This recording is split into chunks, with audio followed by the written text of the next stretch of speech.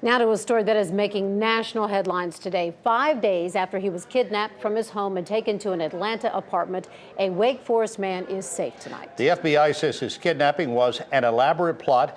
It appears to be directly related to his daughter's work as a Wake County prosecutor. Frank Jansen was reported missing on Saturday. The FBI rescued him last night from an Atlanta apartment just before midnight. 5 people were arrested. They all appeared in federal court late this afternoon. We have team coverage over the next 90 minutes. Brian Mims is in Atlanta digging up information about the suspects.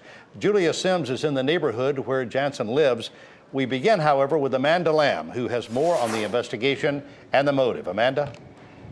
David, what an unbelievable turn of events in the last 24 hours. So many law enforcement agencies came together to make this happen. Now, the FBI won't go on record saying exactly what the motive is in this case, but they have connected some of the dots for us. They tell us the kidnappers wanted a man out of prison, a man who was put in prison by a prosecutor, the victim's daughter. Frank Jansen's nightmare started Saturday morning when he was kidnapped and shocked with a taser at the front door of his Wake Forest home. He spent 5 nights in the hands of a group of very dangerous people. Monday, Jansen's wife received a text message from kidnappers threatening his life and making demands. She also received a photograph of her husband tied to a chair. We can only imagine the uncertainty, confusion, and fear he experienced. Behind the scenes, local, state, and federal law enforcement worked around the clock to locate Jansen. I can tell you Mr. Jansen was targeted by a group as part of an elaborate kidnapping plot. Investigators linked the text messages to a cell phone they say was being used by 49-year-old Kelvin Melton, an inmate at a prison in Butner. Melton was previously prosecuted by Frank Jansen's daughter, who is an assistant district attorney, and as a result, Melton received a state sentence of life without parole. Wednesday night, the FBI intercepted a call from kidnappers discussing how they were going to kill Jansen and bury his body. Just before midnight, they entered an apartment in Atlanta and rescued him. I can tell you that 5 individuals have been charged with federal kidnapping charges. And the Jansen family, we need time to heal from this horrifying experience. Now, Jansen was checked out by a doctor immediately after he was rescued. We're told he's doing okay physically, but as you can imagine, the emotional scars from this are going to take a long time to heal. The family's asking for privacy. Coming up at 6 o'clock, we'll hear from the new Wake County District Attorney about how this happy ending has lifted a black cloud from the shoulders of his employees. Colleagues of the daughter of this victim say they have been praying for Jansen's safe return. Back to you. It is an amazing story. Amanda Lamb live in Wake Forest. Thank you, Amanda. Within the past half hour, the Department of Public Safety issued a statement about cell phones in prison. Secretary Frank Perry said in part, the department is concerned and will aggressively investigate and take action against offenders and staff involved in using cell phones to conduct criminal activity from inside prison walls. Now to Frank Jansen's neighbors who live with fear and concern for the past 5 days, wondering what happened.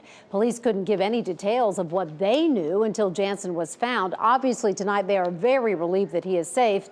Julia Sims continues our team coverage from the neighborhood. Julia, I do imagine, though, they are still very concerned. They certainly are. And, you know, Monica, this is a story that's garnered a lot of attention. We've seen national media here in the Heritage neighborhood throughout the day. Neighbors tell us that everyone had their own theory as to what may have happened, but I don't know if any of it really came close to the real thing. The bottom line tonight, Frank Jansen is safe and alive, and neighbors here say that makes it a good day.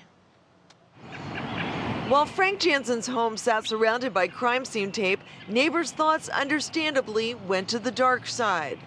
Oh, I was very disturbed. But the mood in the neighborhood noticeably lightened as news spread about Jansen's rescue. I was beginning to think, you know, it's been so long, I didn't think we were going to find him alive, but I'm very happy that we did.